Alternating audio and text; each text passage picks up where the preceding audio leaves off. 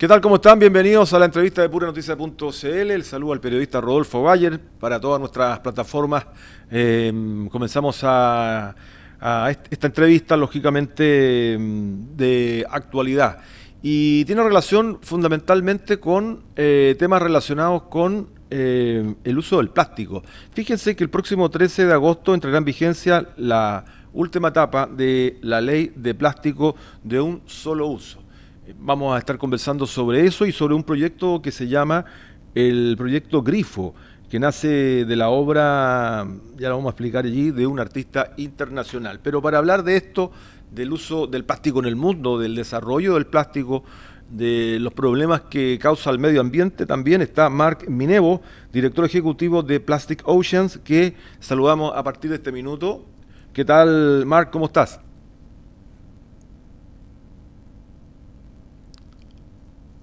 Ahora estamos. Espérate, Mark, no escuchamos tu voz. ¿Cómo te va, Mark?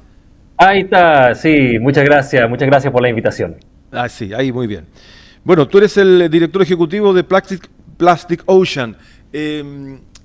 ¿A qué se dedica? ¿Cuál es el trabajo que hacen ustedes como fundación, organización? Sí, somos una fundación que nació en el año 2017 y nos dedicamos principalmente a combatir la contaminación por plástico en el océano, pero ya desde el inicio nos dimos cuenta que claramente el plástico no viene del océano, entonces gran parte de nuestro trabajo lo realizamos en las ciudades, con las empresas, con municipalidades, etcétera, para tratar de frenar esta gran problemática lo antes posible, antes de que se convierta en un problema para el océano y las playas. Entonces, nos dedicamos a educación, la producción de documentales, legislación y también un poquito de artivismo, como se llama, que es al final el activismo a través del arte. Exacto. A ver, cómo llega el plástico al mar? ¿Es por los ríos? ¿Es porque... ¿Cómo ocurre eso?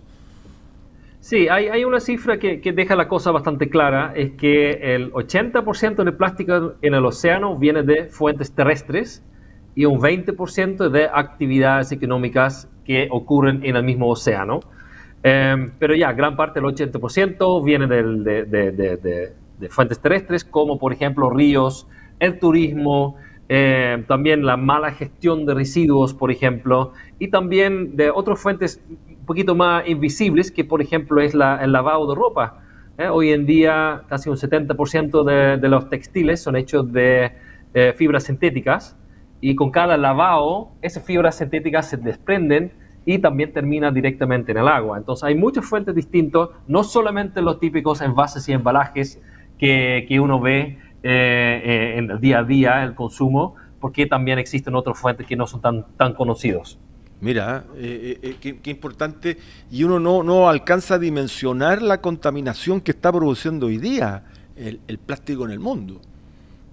Sí, sin quererlo, ¿eh? Por eso el ejemplo de lavar ropa no sería tan gran problema si toda nuestra ropa es de naturales, como el algodón o la lana, que fibras sintéticas al final es también plástico, como el típico poliéster. Mucha ropa deportiva hoy en día está hecho de poliéster, pero al final es plástico. Exacto, exactamente. Ustedes están llevando adelante un proyecto que es el proyecto Grifo. ¿De qué trata? ¿Cuál es el origen? Entiendo que ustedes también trabajan en esta área del mundo artístico. Relátanos un poco de eso, Marc. Sí, sí. Ese proyecto Grifo es inspirado en una obra internacional de un grifo, una llave gigante de 15 metros de altura que botaba plástico como una escultura artística que se instaló en el año 2022 ante la sede de la ONU en el país, en Kenia, y era para llamar la atención de estos líderes globales que justamente estaban teniendo su asamblea anual para votar, para iniciar negociaciones de un tratado global para combatir la contaminación por plástico. Y esa obra se convirtió un poco en el postal internacional para esa lucha contra la contaminación por plástico y específicamente el plástico, los productos plásticos de un solo uso. Y yo tuve la suerte de conocer a ese artista canadiense que creó esa obra, Ben Von Wong, en abril, recién ahora hace 3 meses atrás, y me contó que iba a lanzar ese proyecto de su obra del grifo, pero a escala pequeño, de más o menos 2,5 metros, para que las comunidades en todo el mundo, colegios, universidades, municipalidades, cualquier organización que quería justamente asociarse a esa causa, para que puedan construir ese grifo en base a los planos de él, pero a escala local. Y ese planos lo tomamos como coalición, porque somos parte de una coalición acá en Chile de organizaciones que apoyan la ley de plástico de un solo uso. Traducimos los planos, traducimos los videos, traducimos el manual, todo en español, para que organizaciones en Chile puedan construir su propio grifo ahora para el 13 de agosto. Exactamente. ¿Y eso está en qué regiones del país, en qué ciudades ya lo tienen desarrollado? Sí, mira, hicimos un llamado nacional a través de todas las redes sociales, a ¿Ya? través de todas las ONGs que son parte de nuestra coalición, y recibimos 64 inscripciones. Entonces, de verdad fue un gran éxito. Nuestra meta era construir 50 grifos. Entonces, con 60 inscripciones, esperamos que por lo menos 50 de estas organizaciones van a poder construir su grifo y terminarlo antes de la fecha. Entonces tenemos inscripciones desde Antofagasta, Iquique, a ver si no me equivoco, también en Valparaíso, en San Antonio, en Temuco, en Aysén también tenemos una organización que va a construir su grifo. Municipalidades también en la región metropolitana, obviamente en Cerro Navia, en Maipú, en Puentes Altos. Entonces, de verdad, ha sido un gran éxito. No solamente en temas geográficos, pero también los tipos de organizaciones. Hay colegios, hay municipalidades, universidades, comités ambientales, jardines infantiles. Entonces, así ha tenido una recepción muy, muy amplio y muy diverso. Y eso al final lo que buscamos también con este proyecto. Exacto. Estamos conversando con Mark Minevo, quien es el director de Plastic Ocean. Eh, Mark, si podríamos dimensionar las cifras de producción de plástico y por qué, a ver, es una industria en general y que también tiene su desarrollo económico y social, de trabajo, etcétera. Pero si tuviéramos que dimensionar esta industria, ¿por qué es tan alarmante este proceso? ¿Y qué debiera cambiar a futuro? Sí, claramente el plástico ha sido clave para el desarrollo de la sociedad tal como lo conocemos y también de Ujú. los negocios. Pero lamentablemente en algún momento, específicamente en los años 50 del siglo pasado, el plástico se convirtió en algo que nunca fue intencionado en alguna forma, porque el plástico literalmente es un material casi indestructible, pero se empezó a aplicar justamente al hogar, a materiales que utilizamos ahí cotidianamente, pero lo vendieron con un mensaje de, mira, desde ahora no necesitas más lavar sus platos en la casa porque ahora todo puede ser de plástico y luego se puede botar. Y una cosa nos llevó a otra cosa, a los envases, embalajes. Todos hemos estado en algún cumpleaños donde también los vasos, los platos, los cuchillos y todo también es de plástico, y para no tener que lavar los platos todo termina en la basura. Y de ahí otro paso a la industria de comida. Ahora obviamente conocemos la comida rápida, y todo esto también va envuelto o en papel, cartón, plástico, y nuevamente todo termina en la basura.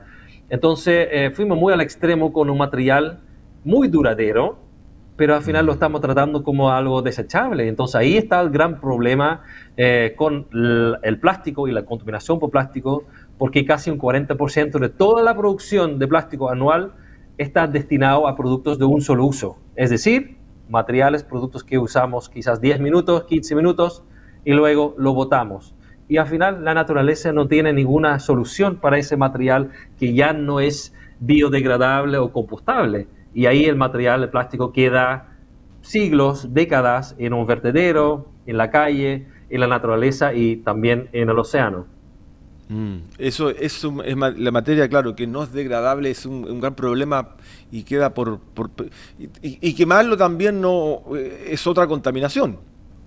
Sí, exactamente. Y peor, Mm. el plástico en sí también en su proceso productivo causa también impactos. Utilizas agua, energía, tiene un huella de carbono, porque también todo el plástico que tenemos en Chile no es producido en Chile. Los productos quizás sí, pero el plástico en sí, la materia prima, viene muchas veces de Estados Unidos o de China. Entonces también todo el transporte para que llegue a Chile también tiene su huella.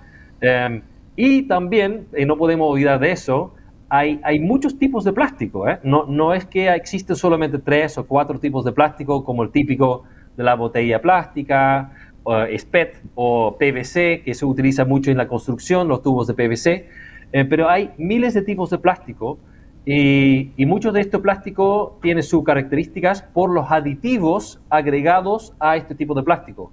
Y justamente de esos aditivos y químicos, muchas veces no se sabe realmente cómo se va a comportar en contacto con nosotros, los seres humanos, o también cuando se libera a la naturaleza. Entonces, aparte de que el plástico mismo genera problemas ambientales, también los aditivos y químicos utilizados en el plástico generan también problemas que genera bastante preocupación para nosotros mismos, los seres humanos, y nuestra salud.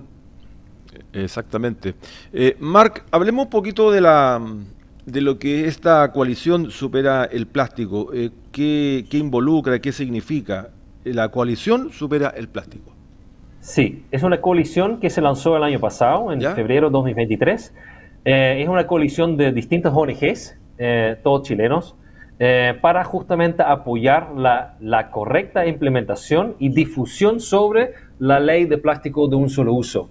Es una ley que fue aprobada ya en 2021, pero como ONGs interesados en el medio ambiente, el cuidado del medio ambiente y también combatir la contaminación por plástico, nos dimos cuenta que muy poca gente sabía de esa ley, que muy pocas municipalidades sabían de su implementación y también los mismos locatarios que están regulados bajo esa ley tampoco tenían mucha idea de qué realmente significaba esa ley y cómo iba a impactar su negocio.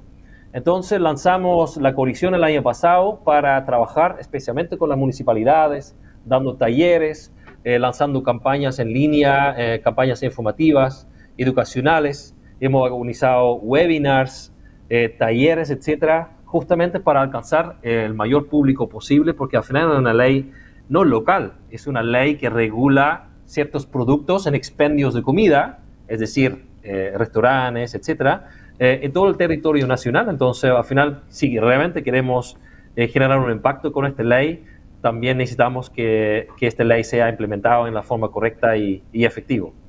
Exactamente. Cuando tú hablas de la implementación de la ley el 13 de agosto, estás diciendo que, o sea, es la última parte de una ley que ya está promulgada. O sea, ¿quién Sí. fiscaliza que se cumpla? Las mismas municipalidades, ¿Ya? principalmente, pero también esta ley dio la facultad a los mismos consumidores que pueden denunciar infracciones a esa ley. Pero ahí entra nuevamente la parte de educación. No Ujú. podemos esperar que un consumidor va a denunciar una infracción cuando no entiende realmente qué significa esta ley o cuáles productos están regulados y cuáles no. En este caso, están solamente regulados productos de un solo uso que se utilizan comúnmente en expendios de comida, como los platos, los vasos, los revolvedores, los sachets típicos de ketchup y mayonesa, y solamente en expendios de comida. Entonces, también es importante saberlo. Entonces, uno todavía puede comprar estos productos en el supermercado, por ejemplo, pero no puede recibir estos productos en un restaurante, por ejemplo. Ya. Entonces, es muy importante que también sabemos distinguir y entender la diferencia en cuáles situaciones sí se pueden entregar estos productos y cuáles no. Por ejemplo, el Plumavit, típico producto que se utiliza mucho en el delivery de comida, ¿cierto? O vasos de Plumavit para el café. Ese ya está prohibido desde 2022, pero muy poca gente lo sabe y lamentablemente en la realidad todavía se utiliza mucho. Claro, justamente te quería preguntar sobre la conciencia que tenemos sobre el uso del plástico. Mira, me agregas el Plumaví, que los vasos son, y se venden y se ocupan todavía muchísimo. Sí, Sí, Y, y- exactamente. mm. Y ahí quién tendría el rol de fiscalización y de poder ponerle un límite a ese uso. Sí, mira, lamentablemente lo que no regula la ley es la venta de estos productos. Ya, Entonces ahí también hay bastante confusión que tú no puedes recibir este producto cuando vas a retirar alguna comida, pero el mismo vaso de Plumavit todavía sí se puede vender a ese mismo restaurante, aunque por ley este restaurante mismo no puede entregarlo a nosotros como consumidores. Entonces claramente ese tipo de detalles genera bastante confusión y por lo mismo lo vimos tan necesario empezar con esa colisión para generar información correcta y completa y fácil de encontrar para los consumidores y también los locatarios. correcto. Marc, volvamos al tema de la conciencia, de cómo se instala la conciencia en las personas cuando, no sé, las bebidas no retornables, las bebidas desechables, eh, Mm. claro, están a la venta, se ocupan. El vidrio Sí, es más caro para la industria ocuparlo. ¿Cómo, cómo comprender toda esa línea de cambio, ¿no? Desde el sí. consumidor, pero también desde quien distribuye. Sí, es un buen ejemplo que mencionas porque justamente las botellas plásticas también están reguladas en la ley de plástico de un solo uso. No están prohibidas, ojo, la botella plástica desechable de un solo uso no está prohibida, pero la ley regula que estas botellas desde 2025 deben tener o contener un porcentaje de plástico reciclado. Entonces, la idea aquí es también que, aunque estamos incentivando a todo el mundo que reciclamos más, si luego no hay un mercado para utilizar este plástico reciclado, al final no estamos ganando mucho para el medio ambiente. Entonces, lo que hace esa ley es obligar a las empresas que producen y utilizan estas botellas plásticas que deben contener un porcentaje mínimo de plástico reciclado, uno. Y dos, la ley de plástico de un solo uso también incentiva la reutilización, significando, en el caso de botellas, promueva justamente el uso de la botella retornable y obliga a los supermercados, almacenes y otros lugares donde uno puede comprar esas botellas, obligan a ellos de tener un porcentaje mínimo de oferta de botellas retornables, tanto para la venta, pero también ellos mismos tienen que recibirlo, esas botellas, para que hacemos la vida lo más fácil posible al consumidor para que ellos puedan hacer ese cambio de no más botellas desechables y mejor hacer el switch a la botella retornable. Exactamente. Yo creo que el mensaje de ustedes penetra en la gente más joven, en la juventud. eh, ¿Hacia allá hay más conciencia hoy día? Yo me gustaría decir que sí, aunque Ya, no lo tengo 100% claro. ya. Sí hay más conciencia, eso sí, tengo más que claro, pero también la comodidad de todo desechable también ha llegado obviamente a las generaciones o la juventud. Entonces, lamentablemente, ellos también están acostumbrados de poder comprar todo en el camino, no sé, de la casa a la universidad o desde la universidad caminando al metro. Entonces, esa comodidad que tenemos en la cultura moderna de poder comprar cosas en el camino y luego botarlo, igual es una complicación no fácil de cambiar. Por otro lado, las otras generaciones, como por ejemplo mi generación, todavía todavía sabemos cómo es utilizar materiales y productos que se pueden reparar. O, por ejemplo, la botella retornable, igual es algo que es bastante típica en la cultura chilena, que estamos tratando de recuperar también con esta ley. De hecho, Chile es uno de los países líderes en el mundo con el uso de botellas retornables. Entonces, aquí no estamos pidiendo un cambio cultural a algo muy nuevo, cuando en realidad es algo que siempre existió en Chile, y estamos tratando de recuperar un poco ese hábito de comprar botellas retornables y devolver la botella al lugar de origen. Claro. Entonces, es una mezcla, yo creo que yo creo que mucha gente está consciente de la problemática, pero ahora tenemos que generar que también están dispuestos a cambiar su comportamiento y sus hábitos. Claro, partiendo por el reciclaje, por último uno que pueda dejar las botellas, el Sí, canasto, esa es una línea, pero sí. sí, El eso es reciclaje es algo educación. que Sí, el reciclaje es algo que hemos visto que está en aumento y ahora con la ley REP, que es otra ley obviamente que deja la responsabilidad por los productos en el mercado en el productor, no en el consumidor. Es una ley que entró en vigencia ya hace tiempo, pero se empezó a implementar recién el año pasado, en octubre, y eso fomenta justamente el reciclaje, que lo hace muy fácil al consumidor ir a dejar sus productos en un punto limpio o, mejor aún, el reciclaje puerta a puerta. Entonces, eso yo creo que es muy importante de las leyes nuevas, es al final tenemos que hacer la vida lo más fácil posible al consumidor y si lo hacemos bien, el consumidor está dispuesto a cambiar. Exacto.